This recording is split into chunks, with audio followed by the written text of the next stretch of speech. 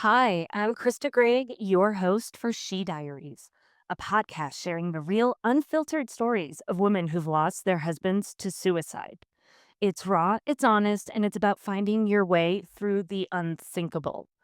Before we get to the show, please know this podcast includes real stories of suicide loss and is not for little ears. Some episodes may reference the method of suicide and include emotionally intense or uncomfortable descriptions.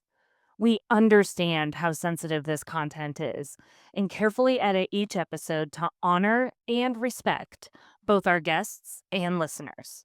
If you or someone you love is struggling, call or text 988 or visit 988lifeline.org. You're not alone. Please take care while listening, pause if you need to, and you can find links to additional mental health resources in our show notes. Thank you for listening. Hi, everyone. Welcome back to another episode of She Diaries. This episode is the story of Kristy Steenhuis, a widow, mother, and fierce advocate for suicide postvention. After losing her husband Matthew to suicide, Kristy found herself navigating stigma, isolation, and grief as a 28-year-old mother of two. She lived in a small community in Australia and had a lot of family and friends around, but also was really searching for somebody in a group to connect with that knew exactly what she was going through. And after 4 years of not finding that group and holding and bottling in all of the things she was feeling, she decided, why not me? I'm going to build something. She built a nonprofit in her local community to support suicide loss survivors. And she did it, of course, first for herself, but then realized the incredible benefits of what she could do for her community. And now she is serving all of Australia with her knowledge and experience. Her story is one of heartbreak, healing, and unapologetic purpose. You won't want to miss her story. This is She Diaries. These are feelings drag me away. Fingers crossing now on my way.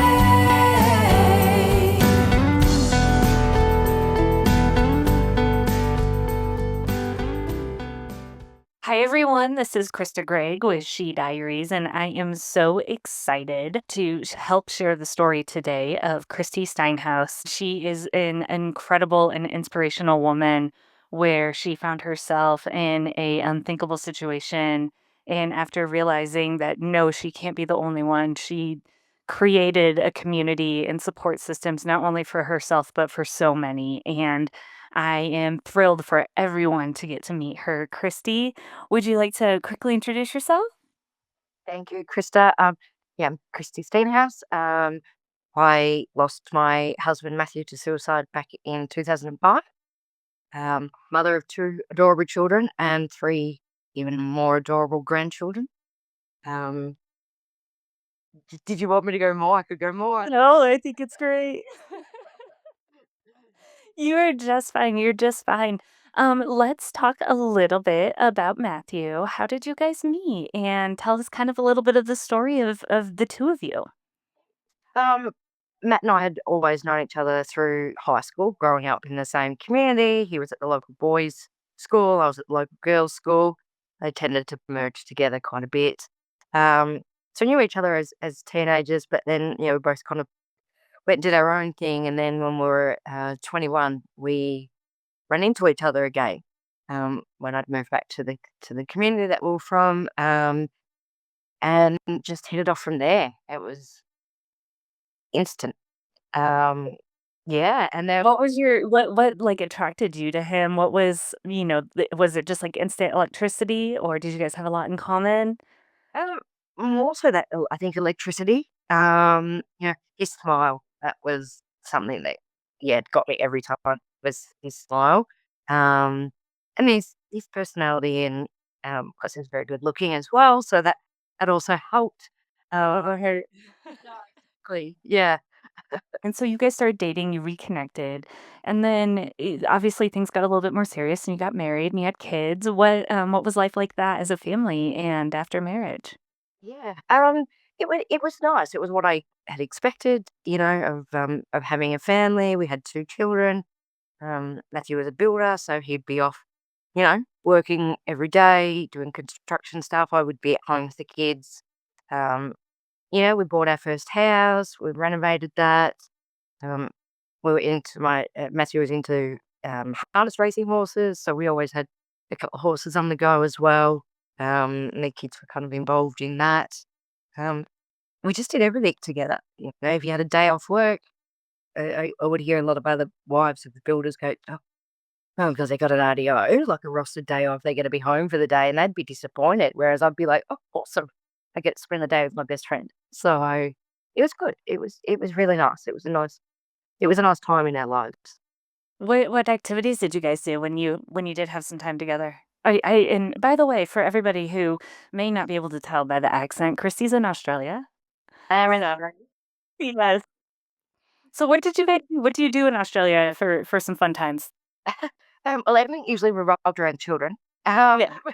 given that we had quite young children, but as I said, we had the harness racing horses, so that took up a lot of our time. Whether it be going to the races, training the horses, football. We were part of the local football community, so Matthew played football. I played in the country netball team.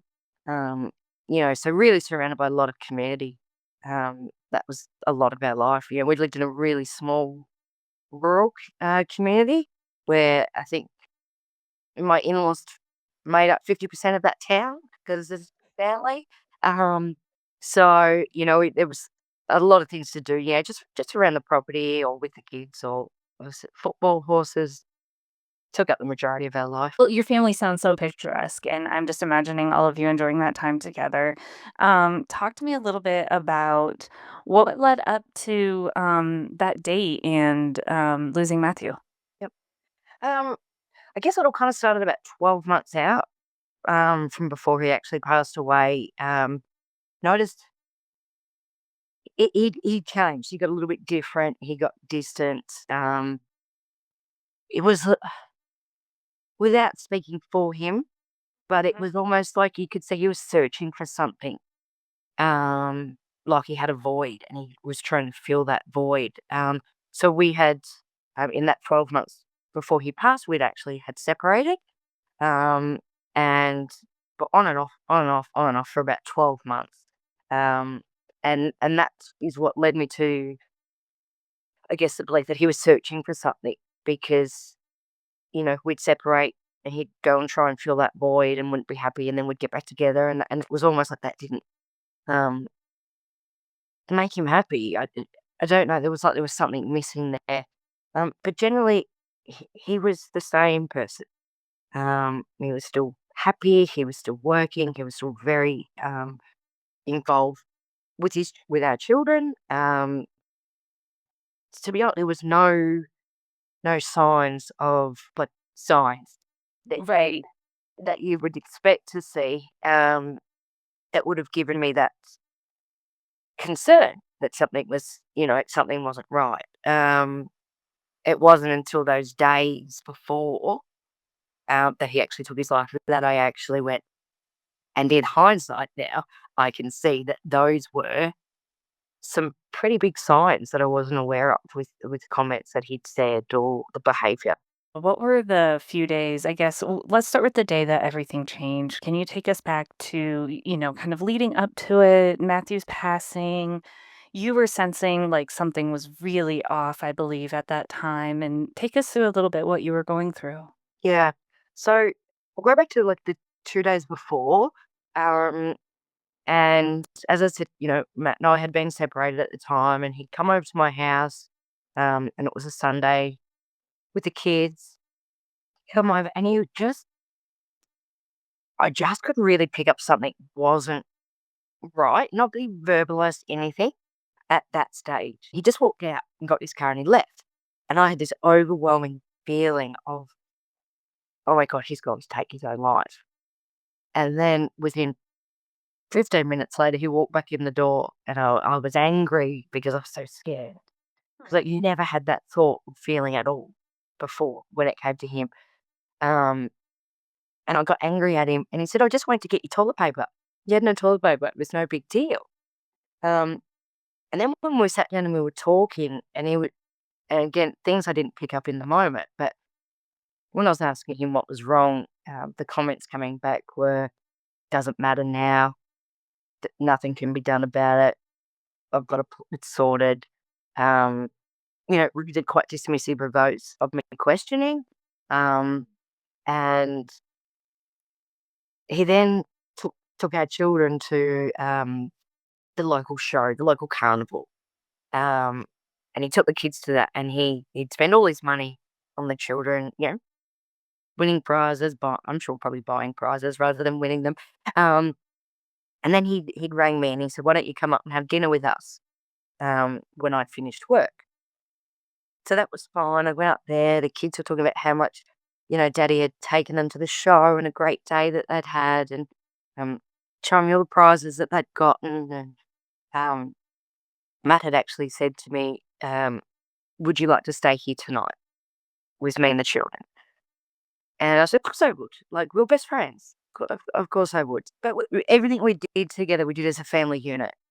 Um, and as I said, we couldn't live together because he was unsettled, but we were still best friends. And I honestly believed that one day we would find our way back to each other. When I said my wedding vows 26 years ago today, um, I meant every single word of them. So anyway, I went and had dinner with him and the children, stayed there the night, um, talked about being best friends, and it was really nice, and just a beautiful experience. Little did I realize then that he was doing his final goodbyes. Um, wasn't until the next day, or I went to work. He had an IDO, so he took the kids to school. Um, at about 3 o'clock that day, I started getting text messages off him. Um, excuse me, just how much he loved me. I was his best friend. Um, I, th- I shouldn't laugh, but I did find out afterwards that he'd actually gone and bought a card and then copied the text out of the card into a text message. We thought, no, obviously that said what he wanted to say. Yeah, I was thinking he came up with those words himself. But anyway, um, so then that was all good. I went my way, he went his way. The next day, got the messages at about 3 o'clock about being best friends. About 7 o'clock that night, I got a text message of him saying, "Good night, I love you." I was like, "Okay, there, early to go to bed, but good night, mate, love you too," as we would. And I didn't think anything more of it at that time. So then the Tuesday, which was the next day, I had tried to get in contact with him numerous times, wasn't answering his phone, he wasn't replying to text messages. I thought, what's happened now? Has something happened in that, 12 hours that I haven't spoken to him? Is he angry? Is he? Was it normal for you guys to not speak at for that long a time? Well, sometimes because he would, like I said, he was continually searching, or I had been continually searching for something. So sometimes it would be a bit hot and cold. Yeah. Um, or he had no credit on his phone to reply, which was probably more than likely where I was thinking. He had gone. So the Tuesday I tried and tried and tried, he didn't reply. So on the Wednesday morning, um, I got up and took our children to school, and Matthew was meant to pick the children up from school that day because I had to go to work. And then, well, after I dropped the children off at school, I thought, I'm just going to drive around to his house. It was around the corner from the school. If his car's in the driveway, I know he's taken his own life. Why I thought that, I don't know, but I had this overwhelming feeling. Um, and then as I drove in his driveway, I could see his car there. And then as I got to the front door, he left the key in the door for me to get in. Um, and that's where I found the note, and also found him after he'd taken his own life.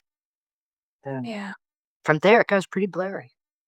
I'm sure, the shock, the craziness of the situation, I'm sure. Yeah, yeah. It's funny. the things that you can recall from that day. And, we're coming up 20 years in November, so it's not like it happened yesterday, Right. but I can still visualize that whole day. And that, and I recall after calling emergency services, I was on the front lawn and I was in shock and I was, vomiting and crying and in distress. Matthew's sister drove past and threw the horn, and I just put my hand up and waved because I didn't want her to stop. I did, it's funny that little, just as we're talking about it now, it's just kind of came back to me like everyone else was going about their day, and the worst day in my entire world and life was happening right there and then. And no one knew.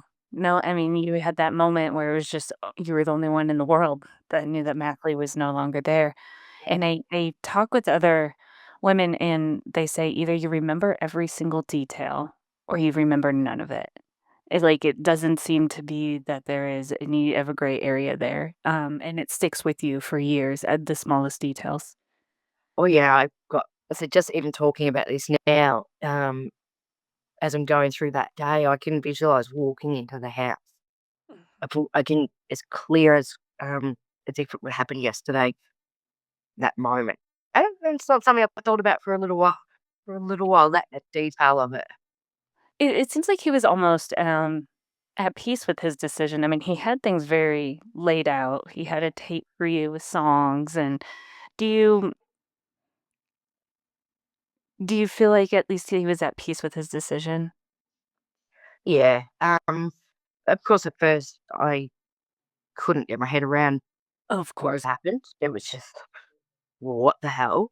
Um, but he did. He was quite at peace. He had sat down and remember we're going back 20 years ago, so a cassette tape, not Spotify back then.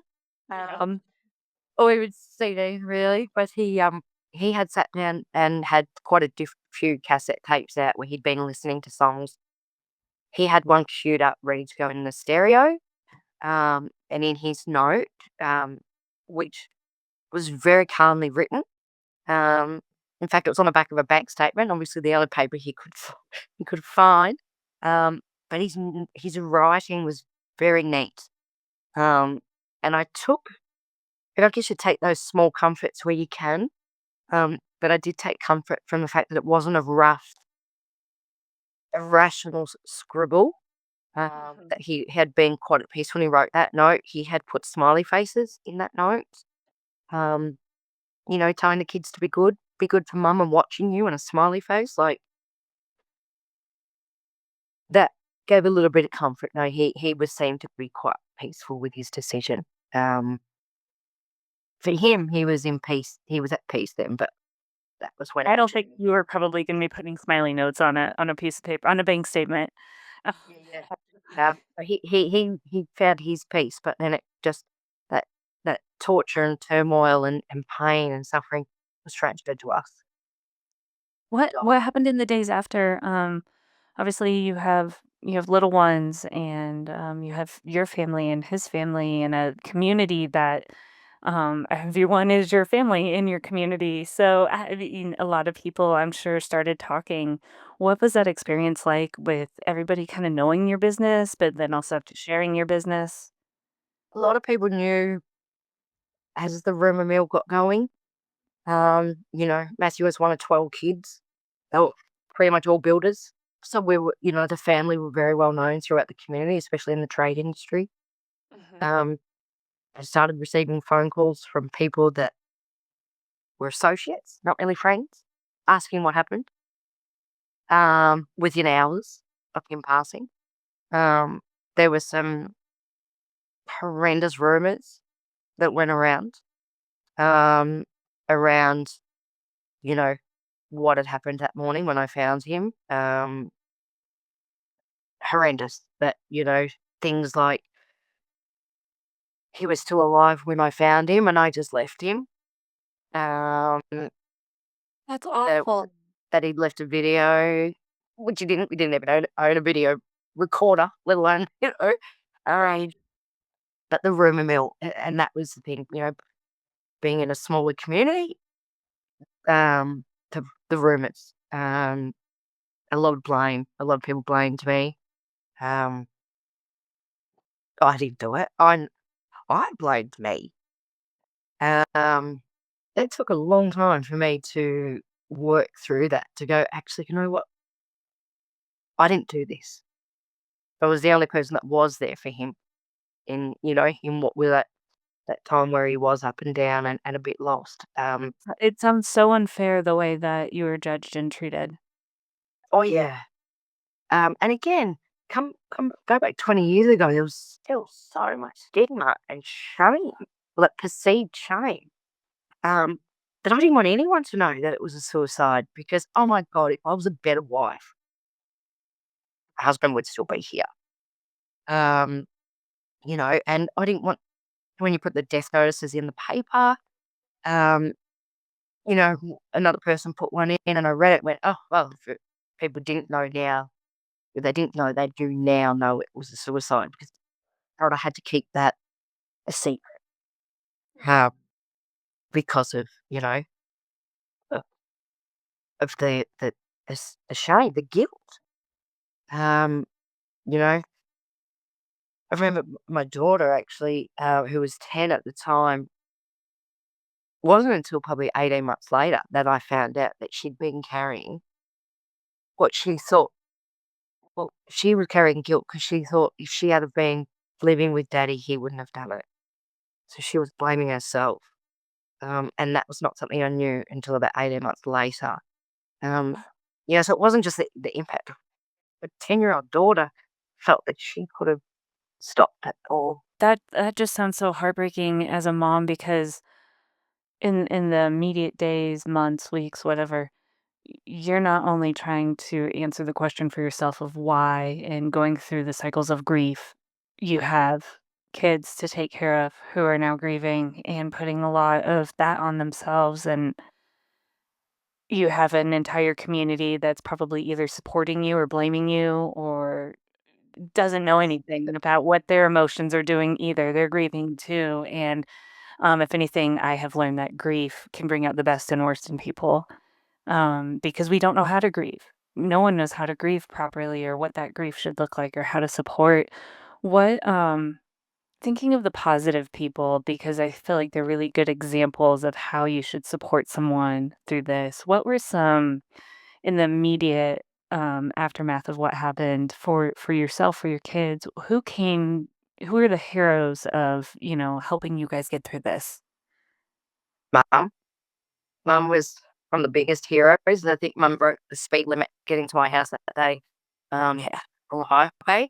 I had a really, really supportive, close circle of family and friends, where it's almost like I was wrapped in bubble wrap continually for them to protect me. Right. One thing, and this will always stick in my mind, the last thing I felt like doing was housework. Obviously, I was still trying to, you know, breathe, let alone do housework. And one of my dear girlfriends um, washed my dishes, but of course I had no dishwashing liquid, so she used Pantene hair shampoo, which back then was only $10 a bottle. It wasn't shampoo. Um, and that became a bit of a running joke, and a light-hearted moment. And as I said, it's something that still sticks very clearly in my mind. Um, we were very supported by our school, the school that the children went to, where they were bringing over, groceries and casseroles and things like that, um, but also coming over to support the children. Um, I was 28 when Matthew passed away, and the only support service I was directed to was like for old people. And I say that now because I'm like the old people now. You are But not back stop. No. I'm not accepting that. but back then, at 28 years old, the thought of sitting in a support service for people in their 70s or 80s that had lost, and this was all assumptions by me, or they've lost their partner to, old age, or what would they know about being a 28-year-old losing your husband to suicide and then having 2 children as well. Um, so there was no formal supports. I did try once, really, took the children, because Matthew had passed away 6 weeks before Christmas. Mhm. So I really thought, "Need to get the kids into a counsellor because that's what you do." Um, so I took them to a counsellor, and it was the most horrific experience. Um, this lady was very abrupt, um, questioned me around what had happened, and when I said to her, "I don't feel comfortable discussing this in front of my children," she continued to prompt and push. Um, my 10-year-old daughter, is very angry, and my 6-year-old son just zoomed around the room because he was 110% active. Um, Mm. couldn't get them back to anything after that, any other support, because this really bad experience in that first couple of months, um, really tarnished it. So, yeah. So so we were on our own, really, without any formal supports, but with just some really close family and friends. But none of them knew as much as they did everything they could for us. They didn't know what to say, what to do, what we were going through. It was I was the first one in our whole family or friend groups that had ever lost someone to suicide. Well, and you described really quick on your children that your younger child didn't really understand what was going on. Older child did. And so trying to parent between the 2 different, perspectives and 2 different kind of grief responses as well. When we were talking before, they asked that question, "How come he didn't stay for us?" How did you navigate that as a mom, also navigating all of this for yourself? Well, initially, I didn't tell the children how he passed away, um, because I had no idea how. It was hard enough to tell them that, daddy had passed away, and when my daughter, being 10, understood what death was, she questioned why or how, and I said, "Oh, he went to sleep." Because this was in that very first day. I had no idea how to find words. Um, a couple of weeks later, the kids had returned to school. I was already informed by the principal of the school that it was common gossip amongst the primary school children of how Matthew had passed away. So, okay, we'll get through first day. Then we were at a friend's house, and the next door neighbour's kids are the ones that actually told my children in the most horrific, graphic way that they had clearly heard or overheard their parents talking about. So then I had 2 children going, "Whoa, what has these kids have told this?" So anyway, I took them home and sat them down, and as I said before, we had harness horses, um, when we as a family, and a lot of the horses, when they're racing, they'll wear blinkers on the side of their bridle so that they can't see the other horses. So I don't know how I came up with the words, but to explain to my children what had happened when I said that daddy had taken his own life, and they were like, "Well, what do you mean? Why didn't he stay for us? Why could he not see us and want to stay for us?" So I explained that, daddy was very, very, very, very, very, very sad in his head and his heart. Yeah. And so it was like he had the blinkers on like the racehorse. And even though we were standing right beside him, he couldn't see us because of those blinkers. And all he could focus on was how to stop that pain that he was in his head and his heart. And really emphasize that it was very, very, very, very, very, very, very bad because I didn't want the children to think every time they felt sad that this is what you do. Right. You, It's not a model of behavior, it's harm yeah, reduction. yeah. And I actually said to them, what daddy did was wrong because we could have spoken about it and we could have, well, not so much them, but because I didn't want them to think that this was the normal behavior, that this is what you do when things get really hard or when the pain becomes overwhelming, that this is what you do. I'm thinking, there's ownership of the entire situation, of course, if if he had just said something, we don't always know what's going on in someone's mind. We don't know what they're thinking. They could be, showing us one face, but then really feeling something completely different. And that's really hard to reconcile. But if anyone out there is struggling with any types of dark thoughts, suicide ideation thoughts, like say something, just tell somebody. Because if we don't know, if people around you don't know, they can't help. And I know everybody has someone that wants to help. So I'm sorry, that's a little PSA in the middle. Yeah, yeah, no, and I think to add to that too, like, even if they're not necessarily having those suicidal thoughts, but they're having those feelings of overwhelm, talk to someone because those feelings of overwhelm are gonna fester and grow, and that will then grow into suicidal thoughts and ideations. Talk about it to start with because there's nothing too big that can't be fixed. Yeah.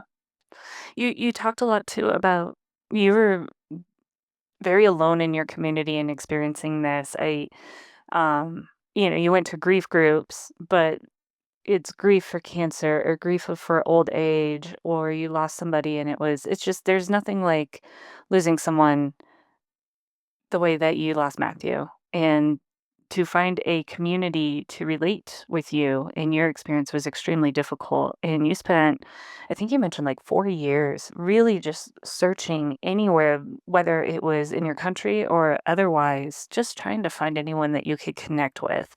What was that experience like feeling, just struggling to find connection? Really isolating, Yeah. um, excuse me, and lonely, and it made me feel like I'm the only one that has experienced this. I'm the only one going through this. Um, but like you said, I searched the internet and I read everything I could and tried to connect everywhere because I needed that community of people that knew what I was feeling, that could say, I get it, and know that they got it. You didn't even need to share a dialogue because one look at each other, you knew that you got it. Um, and I longed for someone to help me guide my children. How how do I navigate this as someone so young and two young children? I couldn't even get my head around it. How do I support my children? So I long for that connection for people to. It's a part of a club you don't want to ever be a part of, but when you're in it, you need that connection with people that have walked the walk. Um, so like you said before, 4 years I searched and always knew in the back of my mind that Matthew's death would not be in vain. And I had been told that from the start, something good will come from this. And I think my words were a few expletives there. Yeah, we can cuss on this show. I do Yeah. not. Fuck. There's nothing good gonna come of this. How can it? This most horrific pain I've ever felt in my entire life. Yes, even worse than childbirth, because it's pretty horrific. Um, but I knew after that 4 years and searching, and I thought, well, I continually search and I can't find anything. Lucky for me, I have a really good family and close friends. But what about those that don't? Right. What about those in the community that have lost someone to suicide and they don't have a really close family and friends, or they don't have access to the internet to be able to read about or connect with people in America Right. or in Canada or the UK because there was nothing in Australia. So fast forward, it's the 4 years, something has to be done. And, if not me, then who? I love that so much. This is already giving me all the chills because I know where this is going. I am so inspired by you. 100%. Oh, thank You were you. missing something and you said, "Screw it. What the fuck? I'm creating something for myself. And if I can't find a support system, I'm gonna create one." Yeah. So that's when I originally thought, okay, I will do something for there was a peak body called Suicide Prevention Australia. And I thought, okay, maybe we'll have, I don't know, some type of event where we can give them money and they can then set something up for us in the community. Because hey, who am I? I don't have any background in this. So I'm just a widowed single mum, that needs somewhere to heal. So I was talking to my cousin one night and I said, I'm going to do this and I'm going to raise this money and I'm going to give it to Suicide Prevention Australia for them to do something in our community. And she looked at me and she said, that money's never coming back to this community. And I was like, yeah, they will. She said, Kristy, they're an Australian organisation. We're a small community. If you want something to stay in this community, you probably need to do that yourself. Light bulb. Cool. Right. Then that's what I'm doing. That's what I'm doing. So I went, okay, what do I need to do? I need to establish a really safe support um, group service. So I have somewhere safe to be able to let it all out because I had been pushing it down because it wasn't safe. I was scared that if I actually really opened up and let my emotions out, that there was probably a big chance my children would end up burying me because it was nowhere safe. So, so I went on my merry way, like a woman on a mission. Like there was nothing getting in my way. I established an incorporated association, so we're fully registered, not for profit. I had a board committee. We established a support group, which initially I had someone come and chair those support groups until I went, yeah, I could do that. So, like, who better to talk to people about their bereavement than I'm unbereaved? Don't need a psychologist. I'm not mentally ill. I'm grieving, and we need that grief support. I held a community awareness forum, which are actually called Raising the Mask. As we know, people wear a mask when they're having those suicidal thoughts. Get about 250 people come. That's huge. I mean, you're in a small community. You are figuring this out on. I mean, I don't want to minimize this at all. You had 200 and you touched 250 people at your first big event. That's huge. Yeah, It was clearly a need. You weren't alone anymore. yeah, yeah. And the community it has a significant suicide rate in this community. So I wasn't alone, and I remember very clearly when I was speaking, and I was very first time ever public speaking, especially about my loss as well. So I was like a bit of a mess. Anyway, I got up and I spoke, and I looked to the audience, and I could see this lady who was probably the same age I was when I was bereaved. So she was probably in her late 20s. By this stage, I'm old worldly in my early 30s. Um, and she was distressed, and I thought, I need to talk to you. Um, when I spoke to her afterwards, she spoke about losing her husband. She had two young children, a boy and a girl. Um, and she said, I don't know how to tell them. I don't know how to tell them what happened. And she said, how did you tell your children? So I went through and told her, well, I actually found out through people they shouldn't know, but this is how I explained it to them. Right. That night she went home and used that same analogy and spoke to her children. Explainer. Yeah, yeah. And they're not Yeah. horsey people, but they got it. And then looked up on my Facebook and showed her son a photo of my son and said, see this little boy here? He lost his daddy too. And her son said, are you serious? Am I not the only one? Because he thought he was the only one going through this. So from there, we really built a connection. There was like three of us widows, all had a boy and a girl each at different ages. We were all in different stages of our journey. And we did so much together, the three of us with our children. So the kids knew they weren't on their own. They weren't the only ones to ever experience this. Um, so the forum, the support group, um, I ran the not-for-profit for 10 years, providing support to people bereaved. We had memorial services for White Wreath Day. We had other community awareness forums. We branched out to other communities, which were like on the other side of Melbourne. We took part in other events. We were very, very prominent in the community. we would have events in the main street because you know what? Here we are, loud and proud that we are going to say the words, we've been bereaved by suicide, because there was still so much. How much of it was postvention versus prevention at that time for the work that you were doing? Look, I would say not 90% would be post-venture, Yeah, because that's what I knew. exactly. That makes sense. Um, but when we talk about postvention is actually prevention, because we know that when people don't get that support they need, um, being able to heal in a healthy way, learning skills and tools to be able to do that, they can then quite easily go down that slippery slope of suicide. Because once you've been bereaved by suicide, all of a sudden suicide becomes an option, Right. you know. So it was, yeah, the postvention, but it always had a lens of prevention in it too. I actually, because I became very, I'm still very passionate about it, but I also ran a mentoring program for youth at risk. So a bit of a prevention um, because I'm an equine assisted therapy facilitator. That's a really tongue twister. For using my herd of horses to help heal.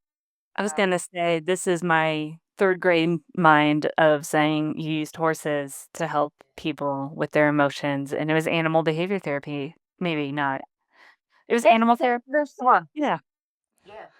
something I just wanna hold a horse is really all I'm picturing on my worst days, and the horses responded and were there for people. Yeah. Well, I use the horses in a bereavement program and in a youth mentoring program. Mhm. Um, and I had some incredible experiences where, I have a participant there crying, the tears are streaming down their face. And I had this horse, it was an ex-race horse, it was, big, big horse. And he just very gently started to just nuzzle on her face and kiss away her tears. I know. I was just like, um, they'd wrap this horse, one particular horse, and he was so in tune. He'd wrap his whole neck around and cuddle them. Um, and then, then using some of them for the prevention work as well, which was powerful to teach the, the young people that I was working with were young people that were in out of home care, so that so they were kind of under the state care. Uh, they had everything taken off them in their entire life. They had not, really not a lot to look forward to. So aggression was their language. And I would bring them out with the horses and ask them to, let's set some boundaries, but we're not allowed to use violence and we're not allowed to use swear words. But we're going to use our body. Wow, the changes in some of those young people was incredible. Like to see them be able to articulate then what they need without it having to become, violent or abusive. And some of those kids are now young adults, and are not only surviving but start to thrive in life as well. So, pretty, yeah, it's pretty cool. That's so cool. I'm just imagining Matthew looking down on all of this work that you're doing in a lot of ways and honoring him and making good of the situation that happened, that you said this has to something good has to come of this, and you were the good that came of this for so many people. Do you believe that maybe he was, kind of looking over your shoulder, pointing you in certain directions, or some people say like little signs, or is he kind of always with you in memory? Oh, look, it's always here. I work in suicide postvention every day. Yeah. So it's always a reminder of why I do what I do. Um, I actually presented at a national conference last week as a part of a panel of lived experience people. And one of the questions from the audience was, do you think your person would be proud? And I said, 100%. And because this gives his death purpose and meaning. It wasn't just like he died and he's buried and he's forgotten. Every single day for the last almost 20 years, Right. he has been, a part of what I do, because I'm not going to let his death be in vain. I can help save or support. someone that's going through this, so they're not on their own, then all the pain that I've endured has been worth it. And you started doing as part of your work, started showing up in those immediate moments for people, is that correct? With the support group that or support organisation that I started, we didn't. Um, but with the organisation that I work for now, um, which is post-venture standby support after suicide, we are in there. We provide support to families in that immediate response. So as soon as there is a death by suicide, and we are cover all of Australia, every state and territory, we can have people there to respond to that family within 24 hours and providing that support, providing those resources that I never had. And the really simple things like, you know, what do I say and what do I do? And providing those resources to people as well. And I did that on the ground for a couple of years in the same community that I was from, because this national organisation finally kind of filtered through. So I was like, sweet. So I got a job with them and was able to provide that support. Um, That's right, I did jump ahead in the timeline. So you built your foundation, you were build I know I'm like on so many things, I wanna make sure we get it all in. Built a foundation, created that local support group, but then the national support really started catching up. So you left your foundation or closed it and then started doing more work still within your community, but more on the national level. And you were afforded the opportunity to be able to even make bigger waves. yeah, and I with my foundation, I was solely supporting the one community. But then when the national organisation rolled down, I was able to, okay, I can do this on a bigger scale now. So I was actually providing that support to half of the state that we were in. So that to me, it was really powerful that we were able to, from something that started as I need to support, surround myself with support for that, and then support others. It's grown to then the community and then to half of, half of Victoria, half of the state. Um, and then now I'm very, very lucky to be successful in a role with our national team, Mhm. and using my lived experience to advocate for resources and supports for those that have been bereaved, and developing resources, getting to speak at different events and promoting the program because this is everything I wanted and needed when I was bereaved 20 years ago. Now it's around. I want every person that's been bereaved to be able to access these supports and resources that we have. And I'm honoured that I can use my experience 20 years now down the track to develop appropriate resources, um, and guide support for people bereaved. The good thing about the organisation that I do work for, Standby, is lived experience is at the centre of everything we do. So they won't develop anything or um, work on a project without having myself or someone else from our lived experience team as a part of that project or reviewing what they've done or providing guidance around, no, that's really insensitive, or that's no, don't use that language, or because we know what's going to impact on us. Of Um, course.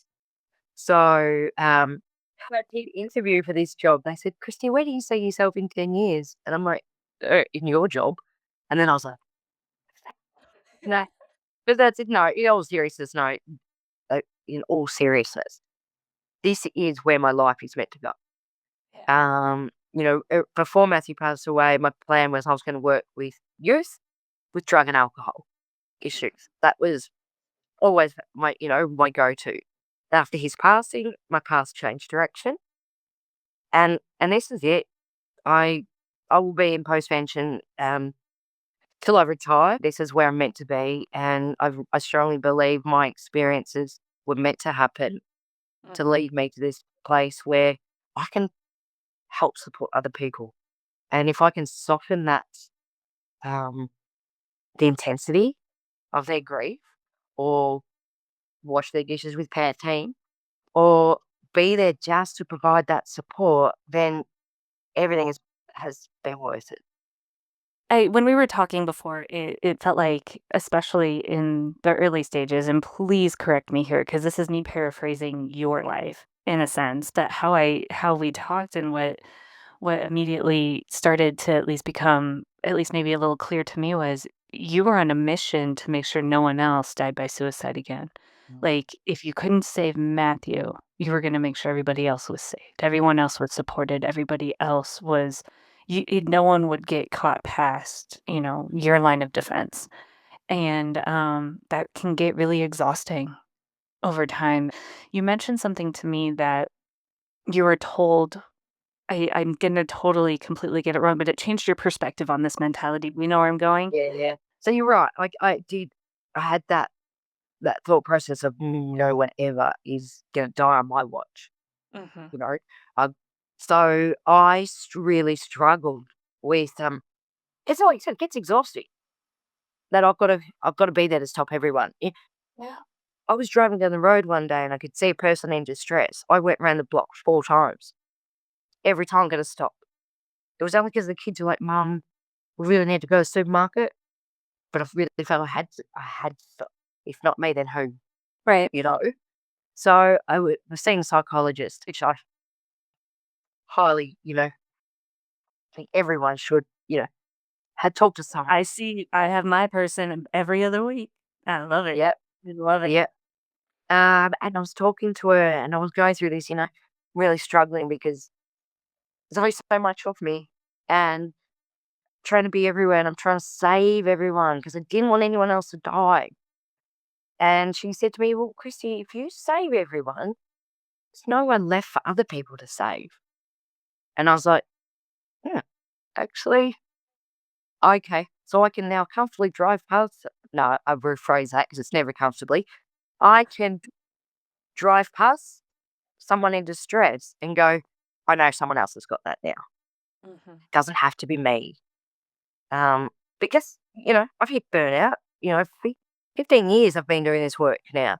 You know, probably 12 years on the front line of providing that support. So always right in the grips of, that immediate death and loss.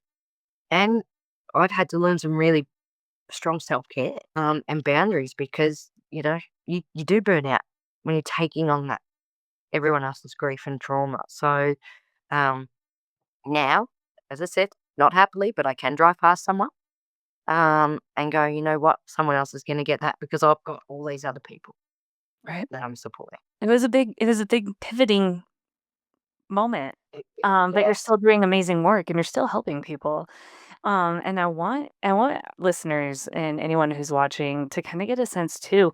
There are some really important guidelines and ways that, like, for instance, in film, in media, that suicide should and should not be portrayed. And you had an incredible opportunity to shape a major motion picture in Australia. Can you talk about your experience? I mean, one, you're on a Hollywood set, like, at least in my mind. Y You may be in the middle of Australia shooting a scene on a farm, but you're on a Hollywood set in a major motion picture, and you had some very important positions that you had to hold firm on. Mm. Yeah. So, look, I was luckily enough um, that my lived experience was known throughout, the Victorian kind of Western Victoria. And we also do a lot of horse events. So I had a lady reach out to me and said, I'm making a movie about, a farmer and the struggles of farming community and um, that the farmer actually takes his own life and it tells that post-feature the story of the widow Mhm, raising 2 children. I was like, okay, this is sounding familiar. Not that we were farmers, but we were, rural widow, 2 children. She said, I'd love you to talk about your lived experience. We're going to do some documentary parts at the end of the movie. And I said, get it. Of course, it's great. I said, do you know where I work? And she's like, no. And I said, well, let me tell you. And told her I work for Standby, Support After Suicide, and what we could do to help support the movie. mhm. So we provided support on set to the cast and crew as well. But we have mind frame guidelines here in Australia, which are, you know, very particular set of guidelines around when you are talking about suicide in film, media, or even just out in the public, things you should and shouldn't do. So I said to her when she gave me the script to read it, can I please get this checked by Mindframe to ensure that it complies with all of our guidelines? Of course. So I gave it to the Mindframe. They read the script. They said, yep, look, Chrissy, it's great. There's just a couple of scenes where in the script it actually comes across as if it's going to be quite a graphic scene. And we never talk or show methods and means. So I took that back to the executive producers. This is a week before filming and said, this is what they've recommended. And they're like, okay, we'll change it. And I was like, okay. So then when I was out on set, and we were filming kind of the big scenes around the death, and it was closed set, there was only a couple of us allowed there, obviously due to the nature of what we were filming. And the first aid lady came up to me and said, Kristy, they want to show a full body shot. And I'm like, what?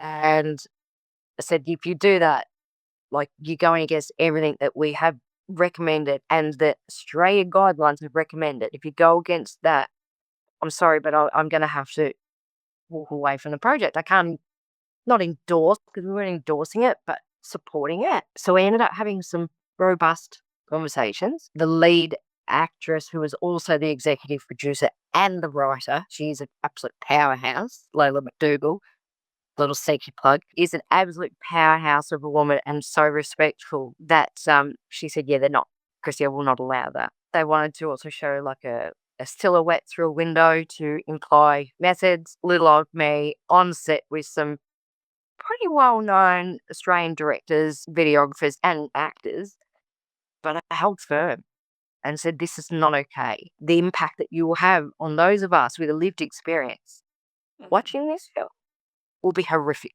Then they did, we'll put makeup on to show, again, implying methods, which is the biggest no, because we don't know the impact that's going to have on people that are sitting there watching it. I don't like to see those type of things.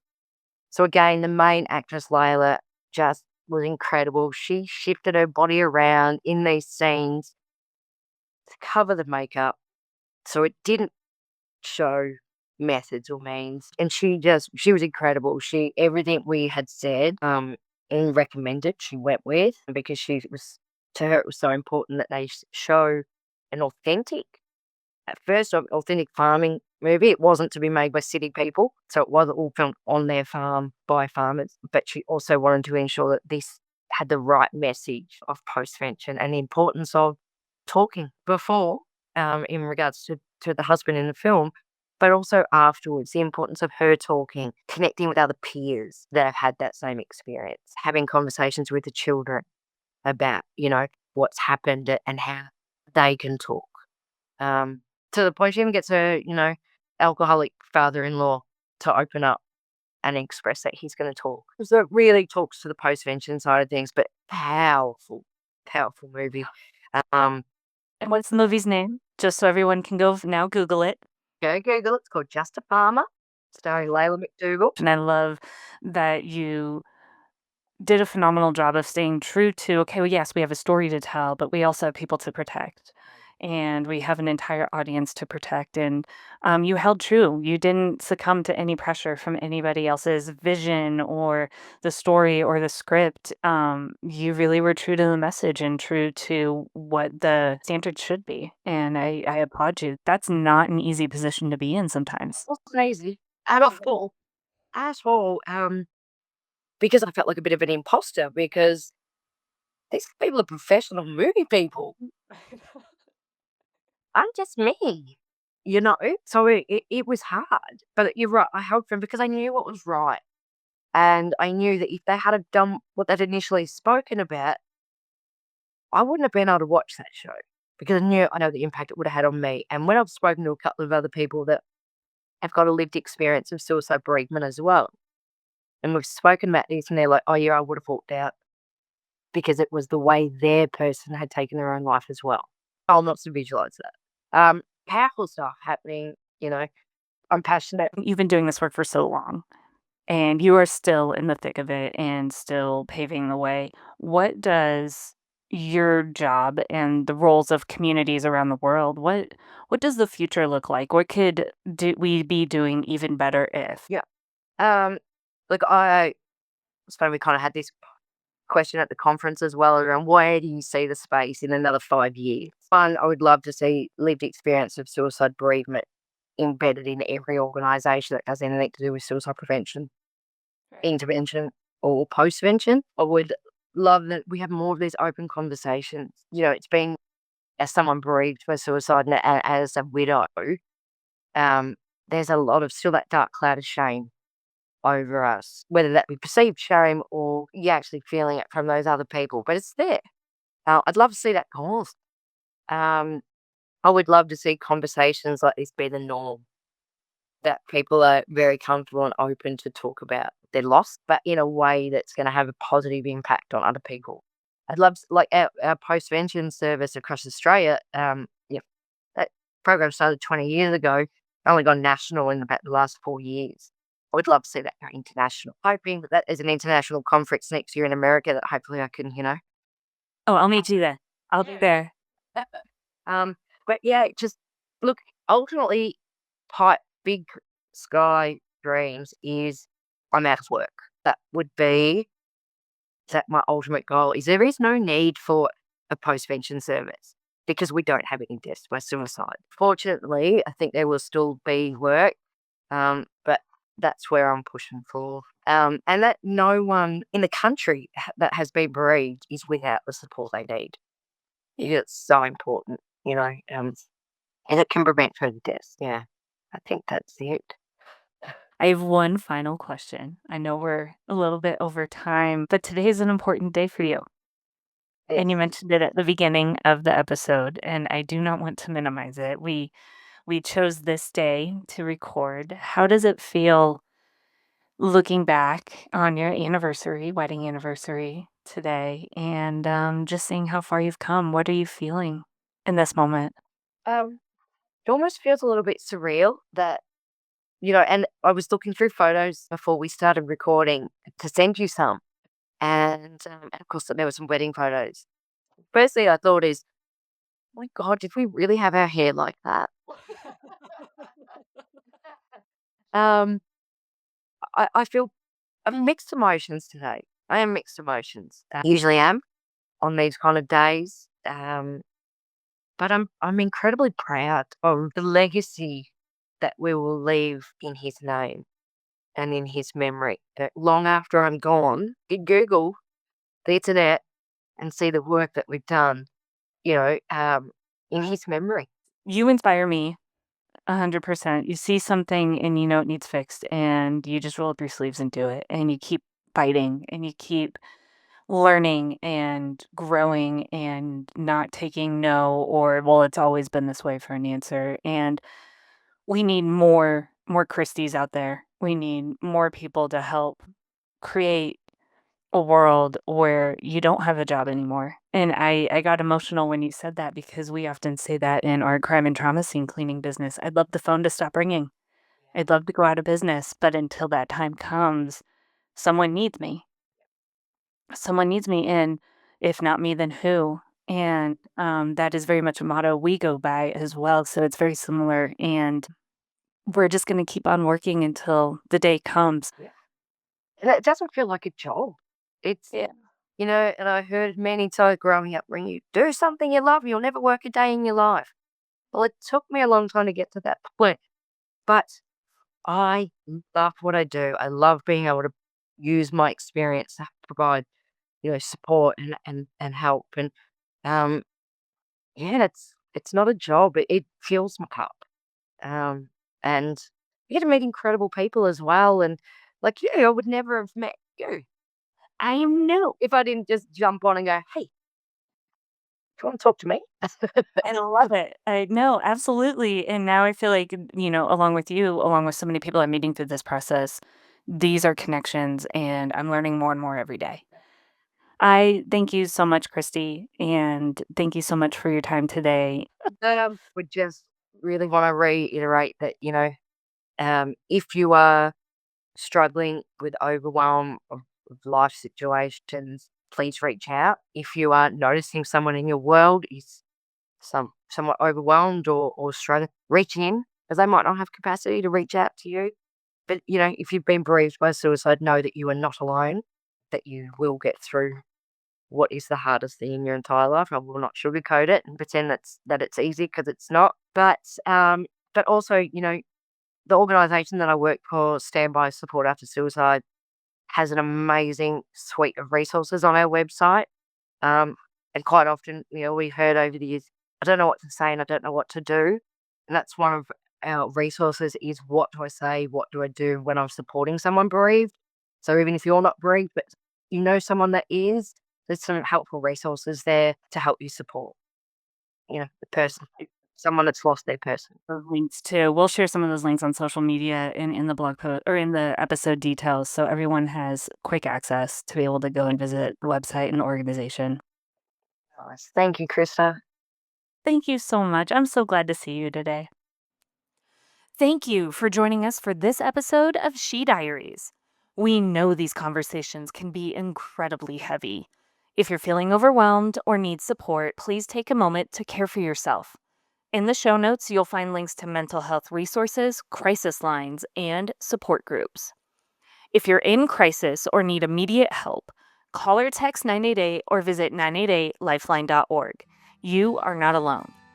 If today's story moved you, we'd love for you to subscribe, leave a review, or share the episode with someone who might need it. To stay connected, follow us on social media at Bright Sky House and subscribe to our e-newsletter at brightskyhouse.com. If you'd like to connect with a guest or share your own story for a future episode, send us a note at hello@brightskyhouse.com. Every story deserves to be heard. Thank you for helping bring this one to light. Until next time, I'm Krista Gregg, and this is She Diaries. These are